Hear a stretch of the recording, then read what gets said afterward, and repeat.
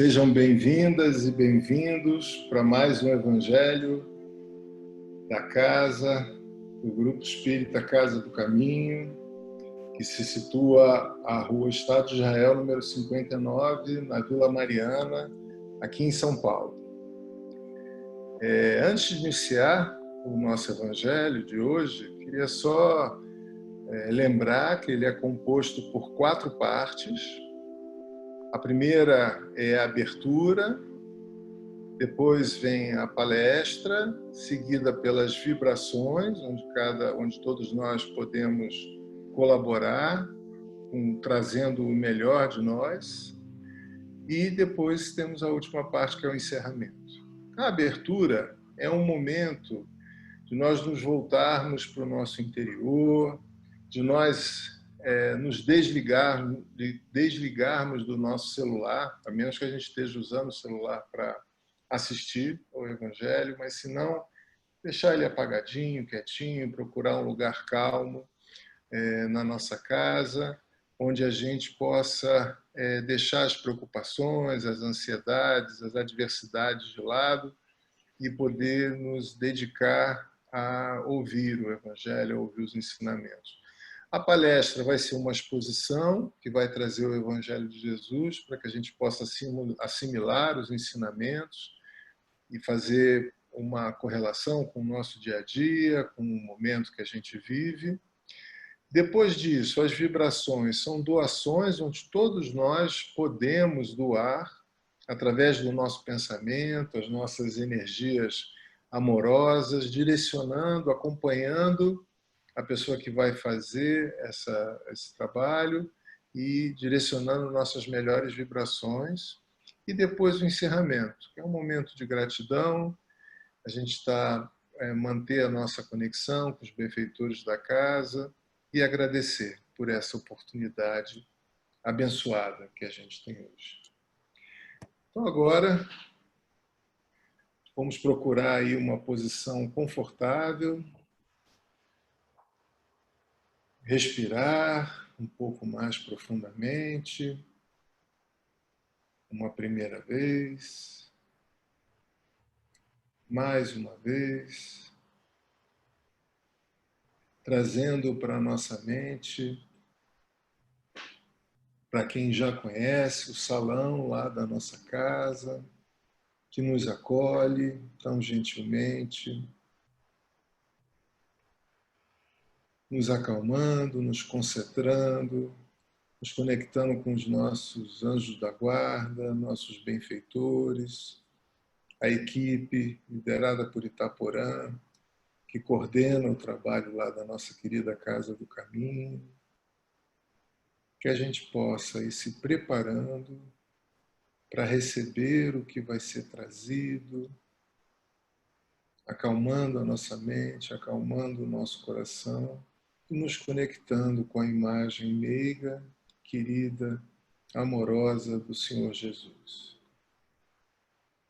Que nesta vibração de amor nós possamos envolver a nossa querida Kátia, que vai trazer para a gente os frutos dos seus estudos e que nós possamos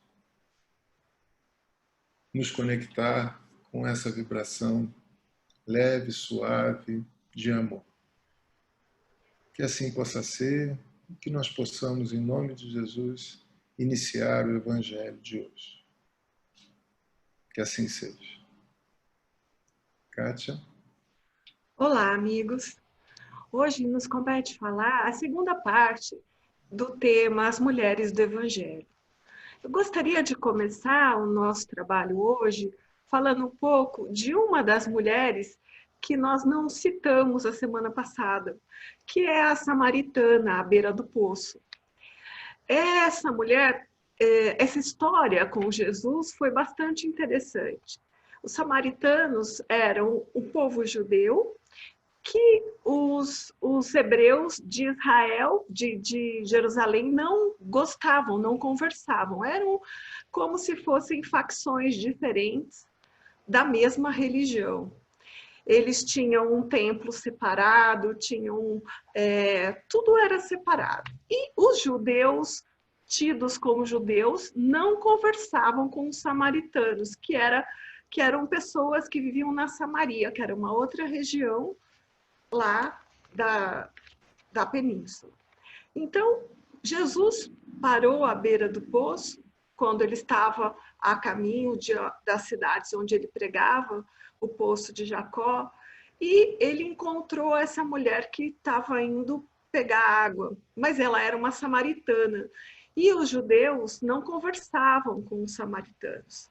Jesus, desprovido de preconceitos, com a sua energia amorosa, com o seu amor imenso, se aproximou daquela mulher, porque Jesus, lembrando que olhava para as mulheres e não via o gênero, ele via o espírito que morava naquele corpo. Ele entendia o que aquele espírito tinha de bom e de dificuldades. E quando ele se encontrou com a samaritana, ele se aproximou dela e pediu água. E ela se assustou. Como que um judeu vai conversar com uma samaritana e ainda lhe pedir água?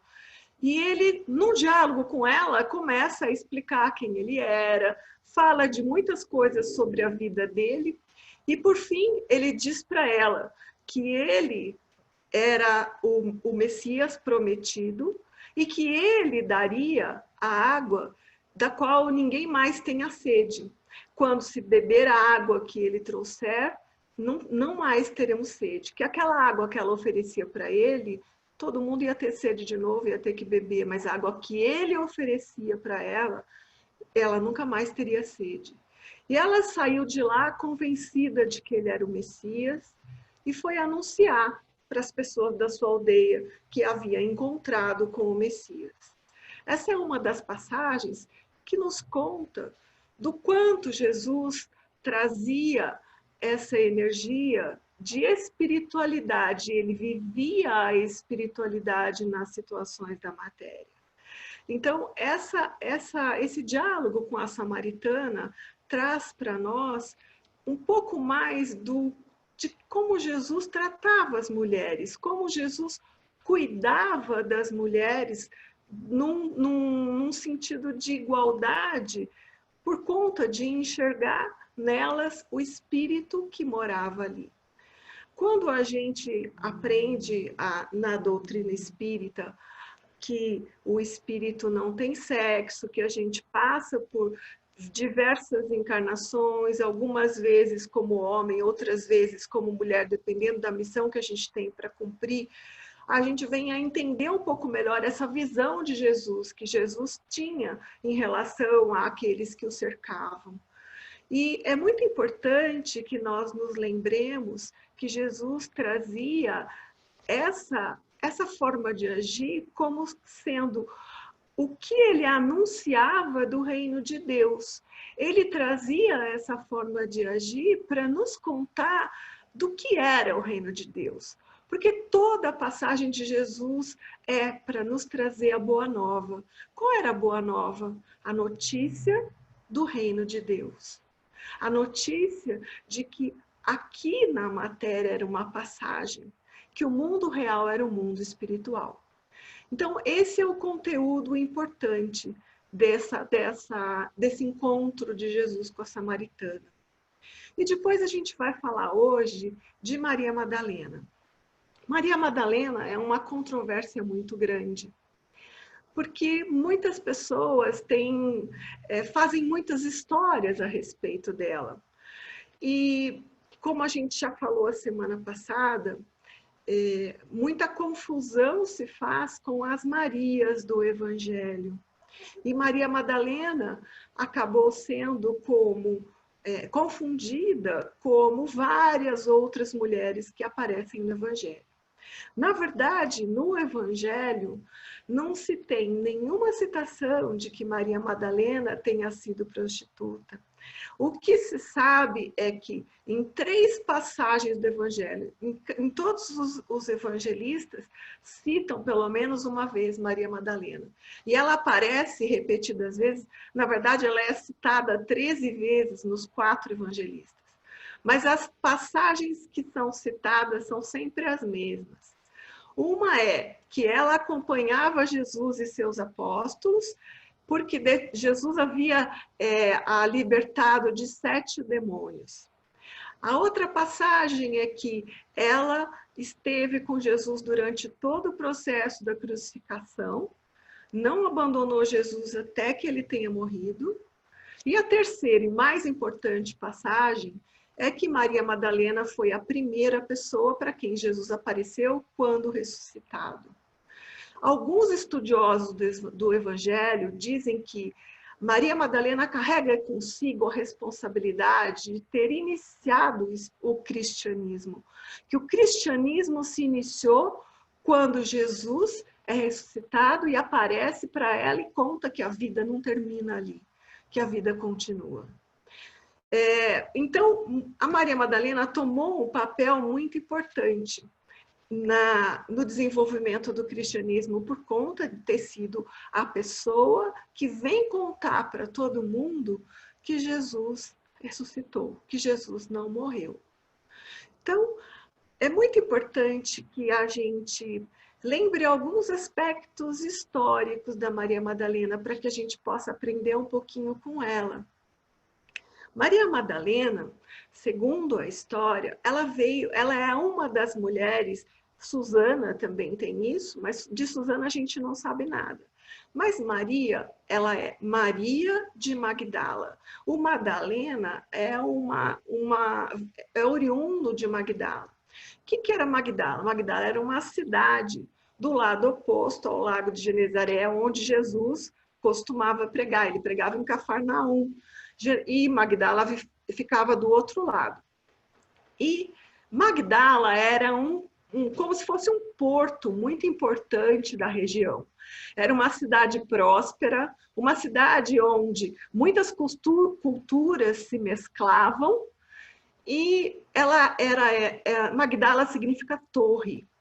Era uma cidade muito famosa na época pelo seu comércio de pescado e tingimento de tecidos. E como uma cidade cosmopolita, onde muitas culturas se misturam, Madalena, que era de origem judia, certamente tinha muito contato com a cultura helênica, com as diversas culturas que se mesclavam na cidade em que ela foi criada. E, na verdade, o que se conta é que Maria Madalena, assim como outras mulheres, no Evangelho de Lucas diz isso, assim como outras mulheres, atendiam Jesus e os discípulos nas suas necessidades. Então, que algumas mulheres que tinham poder aquisitivo mais alto cuidavam das dificuldades financeiras do grupo, suprindo as necessidades que eles tinham para que eles pudessem continuar o trabalho deles. Então, a gente tem cuidado de não contar muitas histórias mirabolantes sobre Maria Madalena, porque, na verdade, o que ela trouxe é muito próprio da simplicidade e da fé e da perseverança no cultivo da verdade. O que aconteceu com Maria Madalena, independente do que sejam os 7 demônios, a gente pode falar um pouquinho sobre isso daqui a pouco, esses 7 demônios em relação à cultura helênica e em relação à cultura judaica. Por que 7 demônios? Independente disso, o que Maria Madalena mostrou foi uma imensa gratidão, uma imensa fé, uma imensa perseverança na verdade que ela aprendia e uma devoção sem tamanho àquilo que Jesus lhe ensinava. Ela abraçou a notícia da boa nova, ela abraçou o reino de Deus e ela conseguiu transformar o seu coração a ponto de, sendo uma discípula de Jesus, tanto quanto os seus apóstolos, que em muitos autores a gente vai encontrar isso, Maria Madalena conseguiu captar, melhor que qualquer um dos seus apóstolos, a mensagem de Jesus. Como é que a gente sabe isso? Então, vamos começar entendendo a questão dos 7 demônios. Demônios era uma palavra que era usada para designar aquilo que não era a favor, o que era contra. Então, isso tem um sentido na linguagem corrente do Evangelho de ou ela ter sido curada de algumas doenças, ou ela ter sido obsediada e Jesus a curou desse processo obsessivo, ou o entendimento helênico da coisa. Na cultura judaica, o número 7 queria dizer totalidade. Então, ela estava totalmente voltada para a sua, totalmente entregue à sua doença, entregue ao seu processo traumático, e Jesus a tenha curado. Ou na cultura helênica, que isso aparece, esses 7 demônios aparecem no Evangelho de Marcos e de Lucas, primeiro em Lucas.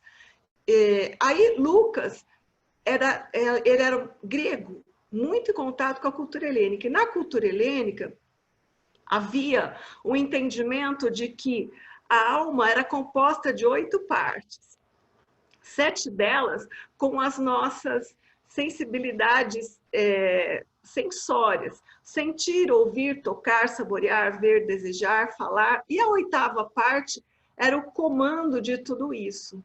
E cada um desses sentidos queria sempre ser predominante. A 8ª parte, que era a mente, fazia o comando para que tudo ficasse organizado. E eles acreditavam que a essência da vida humana seria aprender a terminar com essa briga dessas sensoriedades, querendo cada uma se pressupor às outras, e fazer com que o homem aprendesse a harmonia com o divino, tornar essa nossa sensibilidade um canal de harmonia com o divino. Então, alguns estudiosos dizem que a significação desses 7 demônios era que Maria Madalena teria feito um processo já bastante avançado nessa direção de se harmonizar com o divino, ultrapassando toda essa possibilidade sensória, essa briga sensória que acontece conosco durante o nosso processo de desenvolvimento espiritual. Na verdade, Maria Madalena trazia um entendimento muito mais acentuado daquilo que Jesus falava. Como é que a gente sabe disso? A gente sabe porque aconteceram do final do século, não é do século passado mais, que a gente já está em 21, mas do final do século XIX para cá, algumas descobertas de novos evangelhos. Quer dizer, novos, eu digo que não são os adotados pela Igreja Católica, pelo cristianismo oficial. São os evangelhos gnósticos. E nesses evangelhos, a gente encontra uma versão de Jesus muito mais próxima daquilo que a gente hoje conhece dentro do Espiritismo. Uma versão de Jesus que dizia que todos os homens podem, todas as pessoas têm acesso ao reino de Deus, que não precisamos de nenhum intermediário para acessar o reino interno dentro de nós. Isso ia muito contra o poder da época, porque a gente sabe que quando Constantino se tornou cristão, o cristianismo passou a ter não só uma medida religiosa, mas uma medida política e social de controle. Essas situações históricas são muito importantes para darem para nós o contexto com que as coisas são entendidas e são efetuadas. E nesse contexto de controle, de política, a gente via que o papel da mulher era minimizado em função da cultura judaica que trazia isso já e da cultura romana. Então, o poder centralizava-se na mão dos homens. Então, o que aconteceu? Quando houve o Conselho de Nicéia, eles resolveram determinar alguns evangelhos e determinar que as mulheres não tivessem um papel tão preponderante. Elas serviam apenas de auxiliares. Então, o que aconteceu com essas mulheres que seguiam Jesus? O Evangelho de Lucas diz que várias mulheres seguiam Jesus junto com os discípulos, que elas participavam das reuniões de Jesus com os discípulos. E Maria Madalena, depois que Jesus apareceu para ela, ela começou a ter muitos encontros com Jesus e muitas orientações de Jesus depois dele crucificado. Isso ela conta no seu evangelho, que foi descoberto no final do século XIX, e os últimos foram descobertos em 1945. Alguns evangelhos desses que foram proibidos nessas épocas em que as mulheres tiveram o seu papel minimizado, eles foram escondidos por alguém em enormes potes de barro e enterrados nas areias do deserto no Egito. E eles foram encontrados. E quando eles foram encontrados, muitas dessas situações de relacionamento entre os discípulos, muitas situações de explicações que Jesus dava um pouco diferentes, que eles chamam de ensinamentos secretos. Um pouco diferentes daquilo que está na Bíblia, que está nos evangelhos que são aceitos, e a gente entende que quando a gente vai ler tudo isso, o que passa, na verdade, para a gente é que esses evangelhos nos aproximam muito mais do conteúdo da doutrina espírita. Em toda leitura evangélica, a gente tem que se lembrar sempre de que a letra mata e o espírito vivifica. Então, é preciso fazer um entendimento do que está por trás. Por que a gente tem que fazer esse entendimento do que está por trás? Porque as traduções foram modificando o sentido das palavras. Passou de uma língua para outra, até chegar no português. E quando a gente chegou aqui, a gente chegou com alguns sentidos de algumas palavras um tanto modificados. Então, é preciso a gente ir na raiz para entender o que, na verdade, estava escrito lá. Muitos desses evangelhos encontrados estavam muito danificados, com muitos furos, com muitas dificuldades. O Evangelho de Maria Madalena, por exemplo, tem muitas páginas faltantes. Então, encontramos um pouco dos diálogos que ela tinha com os discípulos, do papel que ela teve quando Jesus morreu e os discípulos ficaram perdidos. E Maria Madalena foi quem, através da sua fé, da sua grande confiança no Cristo, chegou lá e juntou de novo os discípulos e conseguiu que eles cumprissem a sua tarefa, porque ela chamou-os e colocou para eles: olha, Jesus confiou em nós, vamos deixar de lado as nossas dúvidas, as nossas dificuldades internas e vamos fazer o que ele pediu para a gente fazer, porque se ele pediu é porque nós podemos. E aí os discípulos se organizaram para estar cumprindo a sua tarefa. Tudo isso a gente acaba conhecendo um pouco quando lê esses evangelhos apócrifos. E o que nós trazemos é que a Maria Madalena tinha, por conta desse entendimento, um relacionamento com Jesus um pouco mais próximo do que os demais apóstolos, uma vez que ela entendia com muito mais propriedade o que Jesus falava e ela perguntava muito.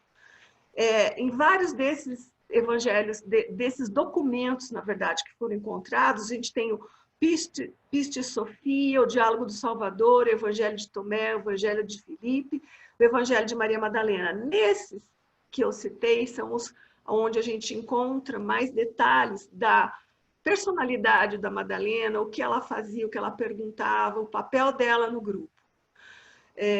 Entendendo que no Evangelho de João, João coloca Maria Madalena tão importante ou mais importante do que Pedro na hora de reunir e de trabalhar os apóstolos para que eles cumprissem a sua tarefa. O que a gente aprende com Maria Madalena?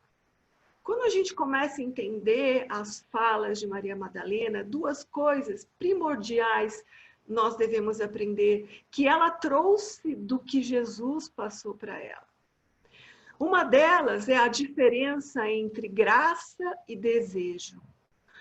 Ela fala muito que Jesus trouxe para nós a graça de podermos multiplicar os seus ensinamentos, a graça do amor que nos envolveu.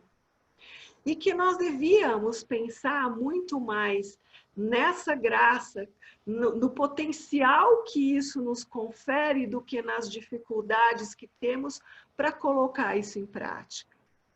Alguns estudiosos dos Evangelhos de Madalena nos contam que esse contraponto entre graça e desejo, em determinado ponto da fala de Madalena, ela diz que o desejo, depois dela ter conhecido o Jesus, o desejo dela se saciou. A busca que ela tinha em alguma coisa que ela procurava, ela encontrou em Jesus. E aí ela diz que no mundo ela aprendeu com Jesus, que do mundo a gente se liberta através do mundo. Que a gente se liberta de um modelo através de um modelo que está do lado do céu. E que as algemas da inconsciência são temporárias. Tudo isso ela conta ter aprendido com Jesus.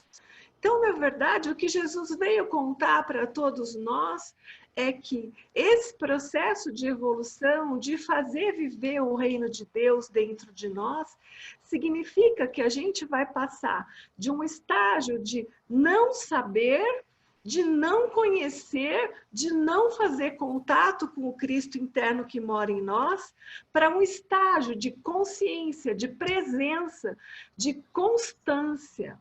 Para que isso aconteça, a gente vivencia as experiências da matéria, porque através da vivência nas experiências da matéria, a gente vai se libertar da matéria. A gente não vai mais precisar da matéria para fazer esse contato conosco mesmos. E ela fala do modelo. O modelo, quem é? Jesus. Através desse modelo, eu também me liberto desse modelo. O dia que eu conseguir fazer, viver, pensar e sentir exatamente como Jesus, eu não vou mais precisar de Jesus.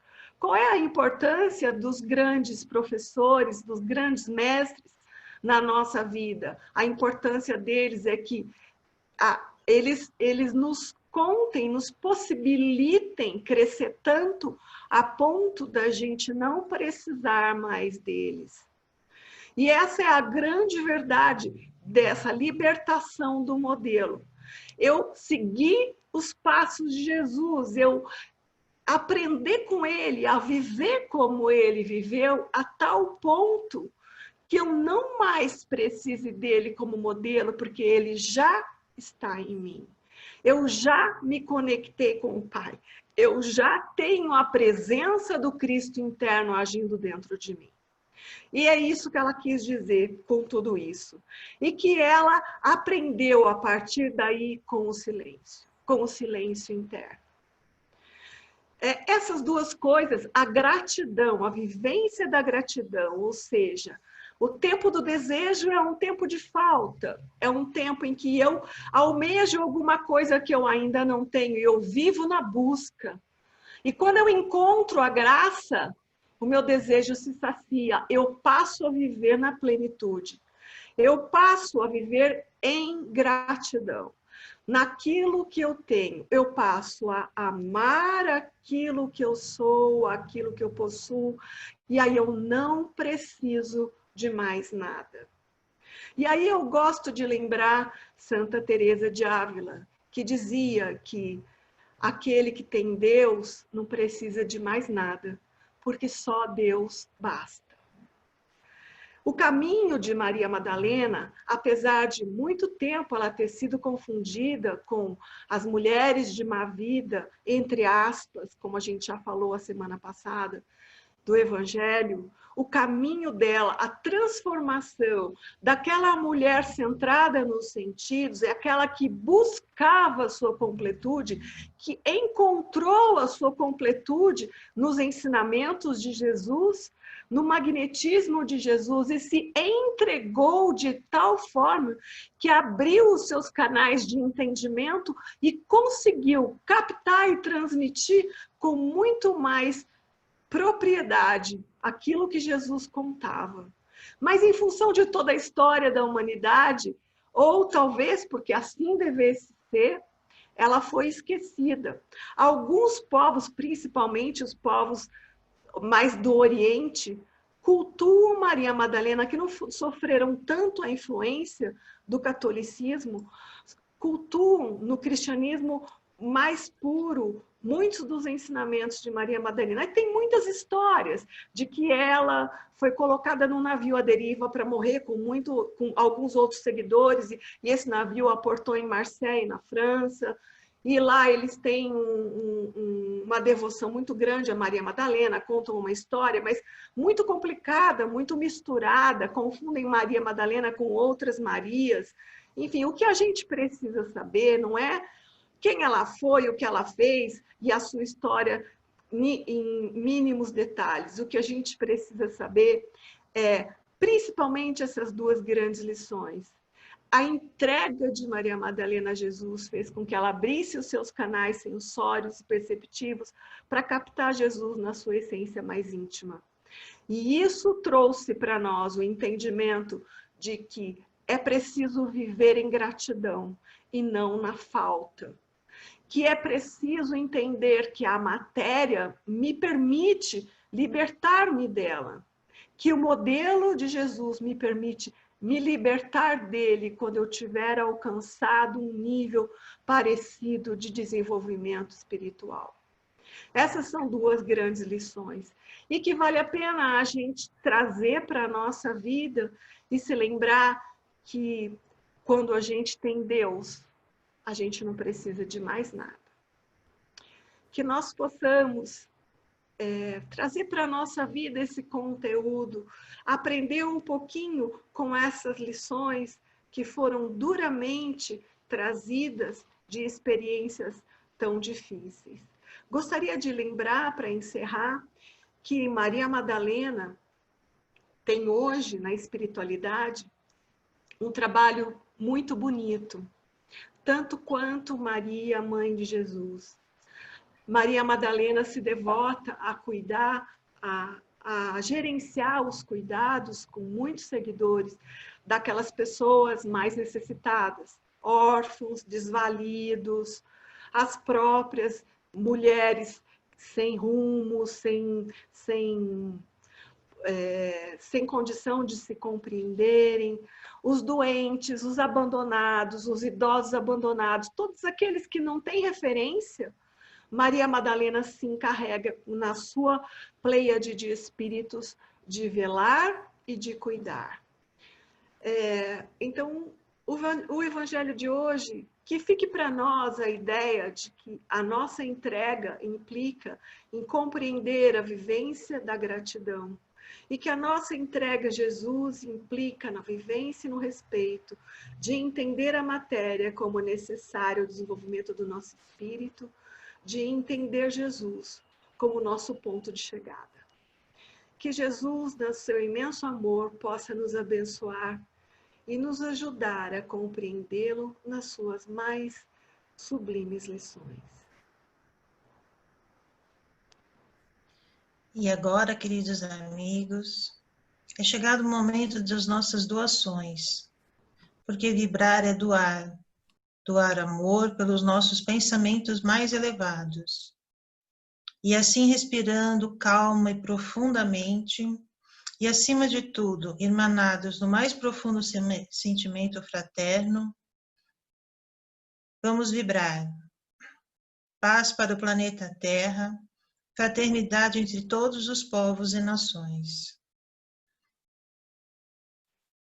Para todos os governantes do planeta, vibremos sabedoria, responsabilidade, discernimento e amor. Vibremos sustentação para os homens de bem e suas missões no planeta. Muita fé e proteção espiritual a todos os brasileiros. Saúde aos enfermos do corpo e da alma. Compaixão para com aqueles que ainda não estão no caminho do bem. Amparo, proteção às nossas crianças e aos nossos idosos e discernimento aos nossos jovens. Vibremos sustentação para o Grupo Espírita Casa do Caminho, seus trabalhadores e suas obras sociais. Vibremos proteção espiritual para todos aqueles que pedem ajuda para vencer as suas dificuldades e para todos os necessitados que agora vêm em nossa mente.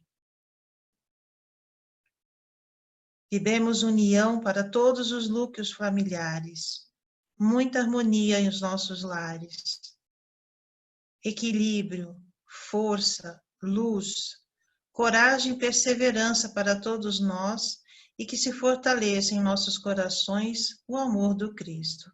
Que assim seja.